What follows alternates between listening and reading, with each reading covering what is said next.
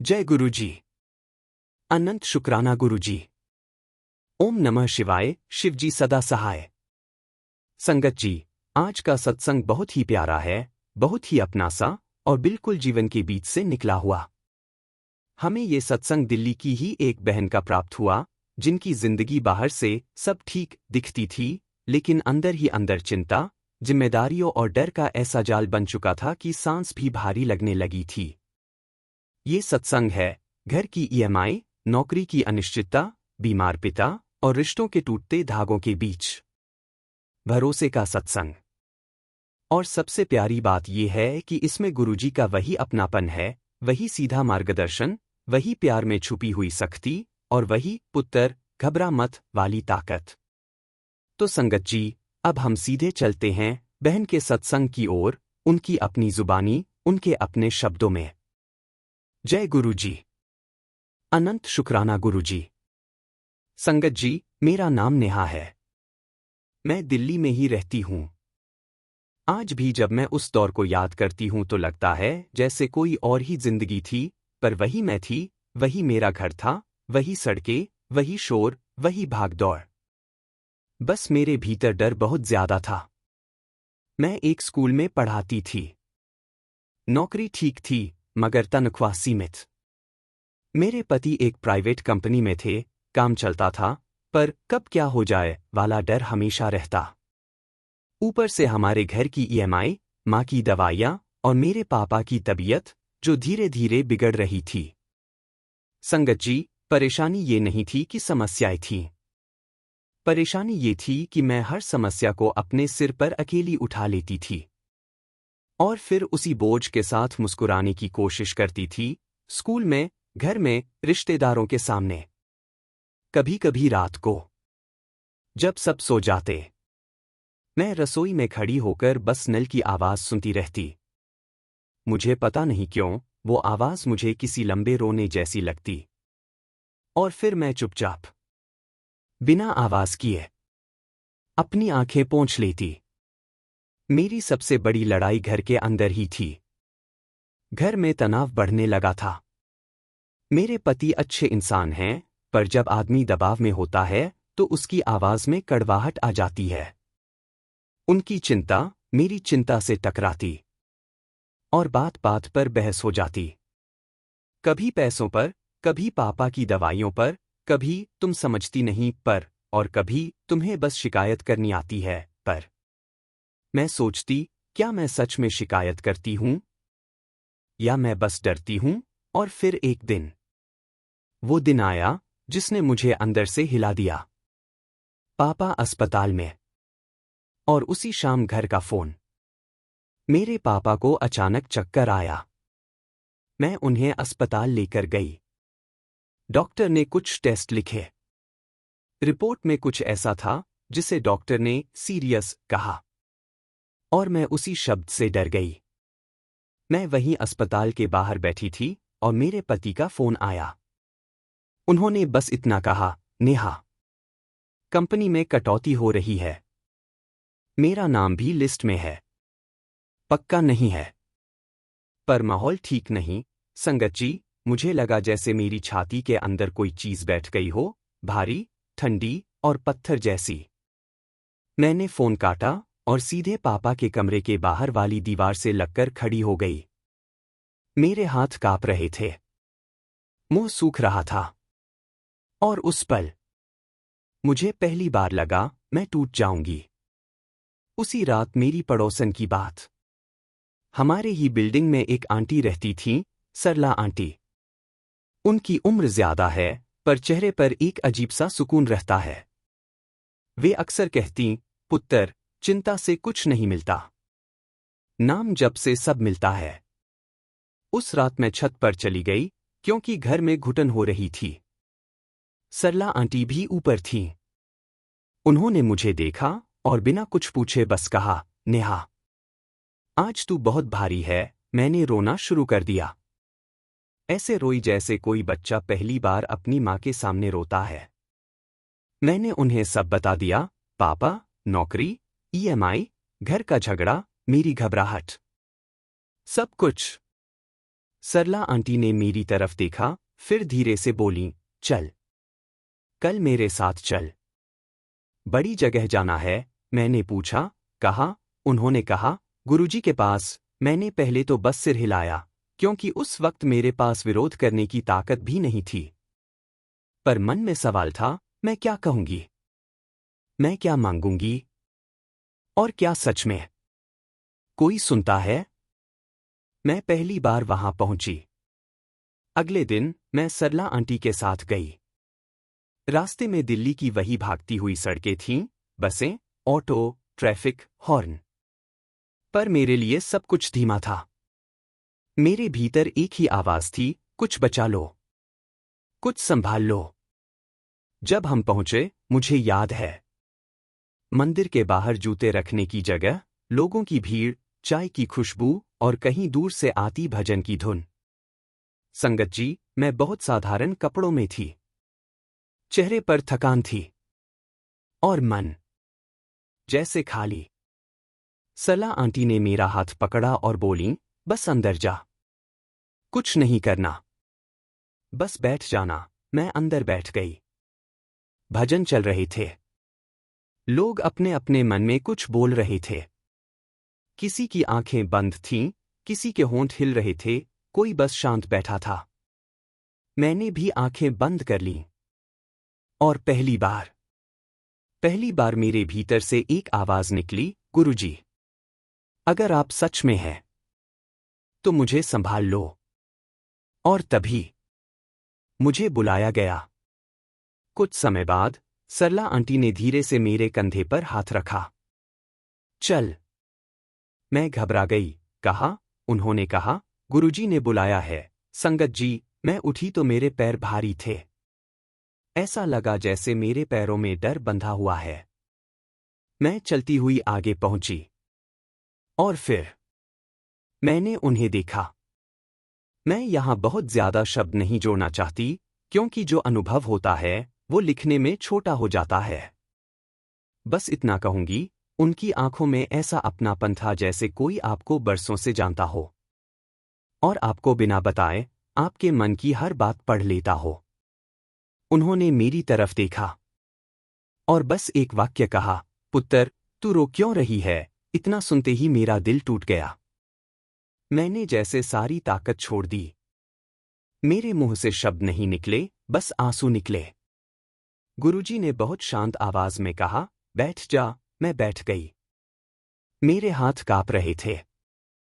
मैंने बोलना चाहा, पर आवाज नहीं निकली। गुरुजी ने थोड़ी देर मुझे देखा, फिर बोले, घर में झगड़ा है। मैं चौंक गई। मैंने सिर हिला दिया। उन्होंने कहा, पैसे की चिंता है। मैंने फिर सिर हिलाया। उन्होंने कहा, और तू ये सोच रही है कि सब तुझ पर है? संगत जी, उस पल मेरे भीतर कुछ अजीब सा हुआ, जैसे किसी ने मेरी छाती से पत्थर थोड़ा हटा दिया हो। मैंने धीरे से कहा, गुरुजी, पापा की तबीयत और पति की नौकरी और ईएमआई। मैं डर गई हूं। गुरुजी ने मेरी तरफ देखा और फिर बहुत सीधा कहा, डर किस बात का है? तू मालिक है क्या? मैं सन्न रह गई। मैंने कहा, नहीं गुरुजी। उन्होंने कहा, फिर बोझ क्यों उठा रही है ऐसे जैसे तू ही सब चलाती है? फिर गुरुजी ने एक बात कही जो आज भी मेरे कानों में गूंजती है, जिम्मेदारी उठा, चिंता नहीं। मैंने पहली बार उस वाक्य का फर्क समझा। गुरुजी ने मुझे 3 काम दिए। संगत जी, सत्संग आगे जारी रहेगा, परंतु पहले एक अत्यंत महत्वपूर्ण सेवा संदेश आपसे विनम्रतापूर्वक साझा करना आवश्यक है। संगत जी, गुरुजी की कृपा आप सभी पर सदा बनी रहे।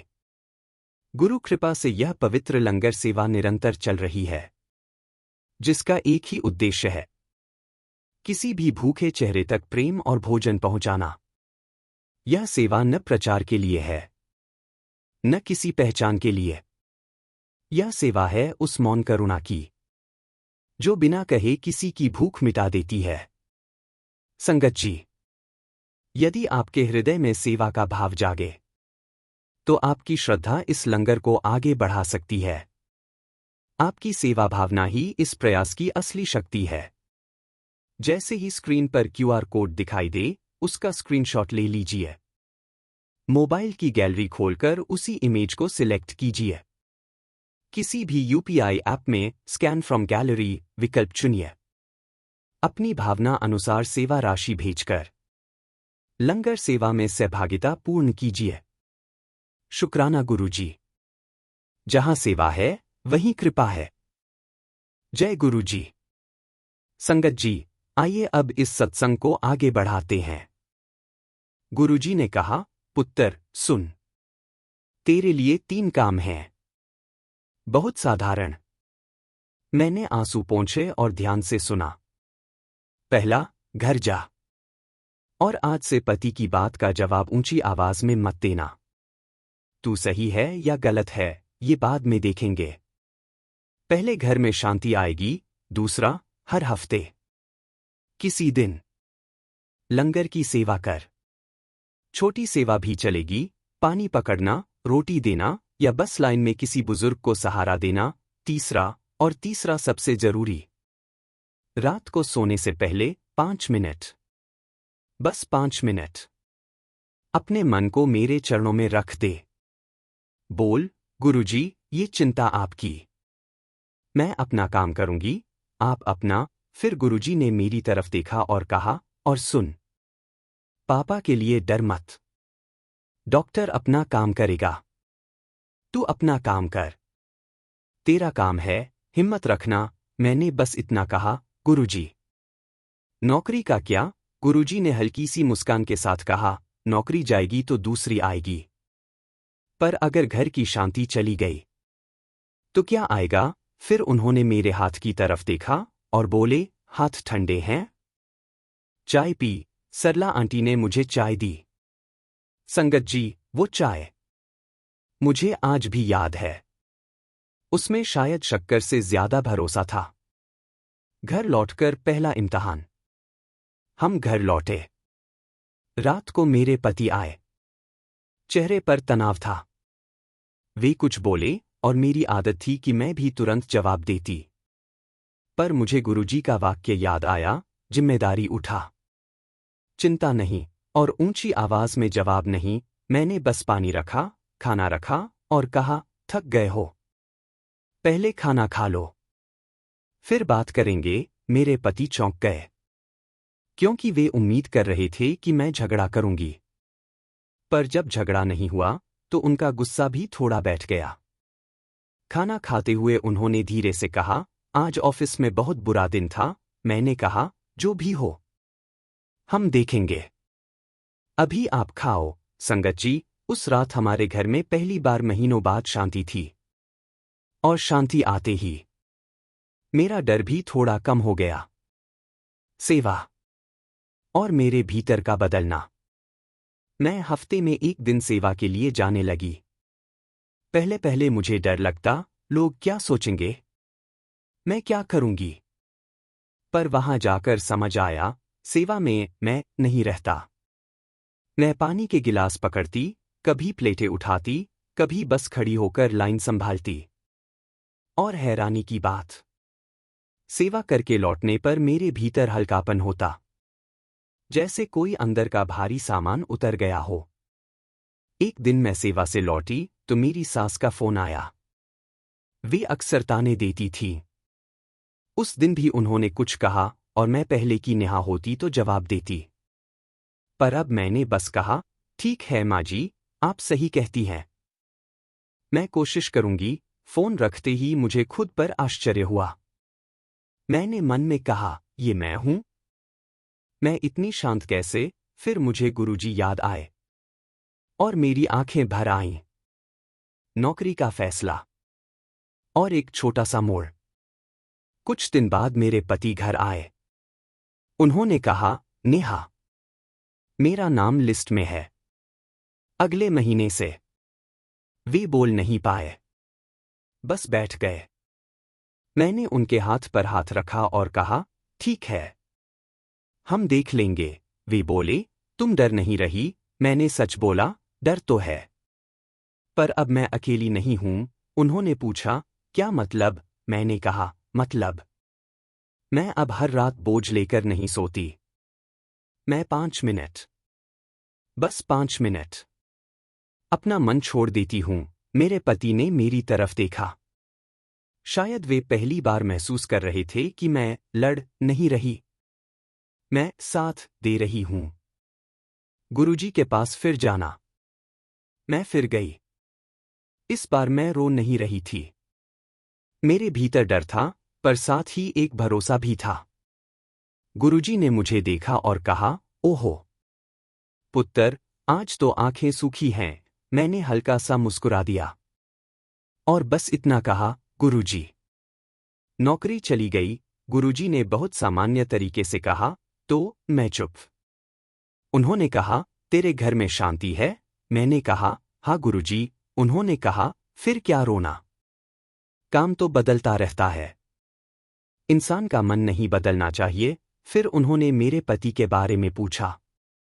मैंने बताया कि वे हिम्मत टूटने नहीं दे रहे, पर अंदर से परेशान हैं। गुरुजी ने कहा, उसे बोलना, काम ढूंढ, पर घर में चिल्लाना बंद। और पुत्र, तू भी सुन, तू उसे कमजोर मत महसूस करवाना। पुरुष अंदर से जल्दी टूटते हैं, पर दिखाते नहीं। ये बात सुनकर मेरा दिल भर आया, क्योंकि सच में मेरे पति उस वक्त बहुत अकेले थे। गुरुजी ने आगे कहा, और एक काम कर, जब घर का पहला पैसा आए, चाहे छोटा ही क्यों न हो, उसमें से थोड़ा सेवा में लगा देना। माया रुकती नहीं है, माया बहती है। जिसने माया रोक ली, वो घुट गया। जिसने माया बहा दी, वो बच गया। मैंने सिर झुका दिया। मेरे अंदर कहीं से आवाज आई, ठीक है। पापा की रिपोर्ट और मेरी प्रतिक्रिया। उधर पापा की रिपोर्ट भी आई। डॉक्टर ने कहा, इलाज लंबा चलेगा। डर तो फिर आया, पर अब मैं पागल नहीं हुई। मैंने डॉक्टर की बात सुनी, दवा ली, टेस्ट करवाए और पापा के पास बैठकर उनका हाथ पकड़ा। पापा ने कहा, बेटा, तू इतनी मजबूत कैसे हो गई? मैंने हंसकर कहा, बस कुछ समझ आ गया है। उस दिन मैंने पहली बार महसूस किया, भरोसा कोई हवा में उड़ती बात नहीं। भरोसा एक अभ्यास है, हर दिन का अभ्यास, काम की तलाश और एक सच्चा रास्ता। मेरे पति ने नौकरी ढूंढनी शुरू की। शुरू में 2 जगह रिजेक्शन मिला। पहले तो वे गुस्सा होते, झुंझलाते, पर अब वे कमरे में जाकर चुप बैठ जाते और फिर खुद ही कह देते, ठीक है, अगली जगह कोशिश करेंगे। मैंने उन्हें कभी उपदेश नहीं दिया। मैं बस चाय रख देती और कह देती, आप अपना काम कर रहे हो। फिर एक दिन उनके एक पुराने दोस्त का कॉल आया। उसने कहा, हमारी कंपनी में एक रोल खुला है, तुम आ जाओ। इंटरव्यू हुआ। सैलरी पहले से थोड़ी कम थी, पर काम स्थिर था। मेरे पति ने ज्वाइन कर लिया। संगत जी, ये कोई रातों रात चमत्कार नहीं था। ये बस एक दरवाजा था जो खुला। और मुझे पता था, दरवाजे अपने आप नहीं खुलते। जब भीतर का डर कम होता है, तभी बाहर का रास्ता दिखता है। पहली तनख्वाह और गुरुजी का आदेश। पहली तनख्वाह आई। हमने सबसे पहले पापा की दवा का पैसा अलग रखा, फिर ईएमआई, फिर घर का राशन, और फिर मैंने अपने पति से कहा, थोड़ा सेवा के लिए भी निकालें। उन्होंने मेरी तरफ देखा। पहले वे शायद मना कर देते, पर उस दिन उन्होंने बस कहा, आहा, निकाल लो। संगत जी, वो एक छोटी सी राशि थी, पर उस राशि में मेरे घर का डर नहीं था। उसमें हमारे घर का भरोसा था। गुरुजी ने मुझे फिर देखा और बस इतना कहा। जब मैं फिर गई, गुरुजी ने मुझे देखा। मैंने बस सिर झुका दिया। उन्होंने कहा, हो गया काम? मैंने कहा, हाँ गुरुजी। उन्होंने कहा, और घर में? मैंने कहा, शांति है। गुरुजी ने बस एक वाक्य कहा, देख लिया? मैंने तो पहले ही कहा था। चिंता छोड़, काम पकड़।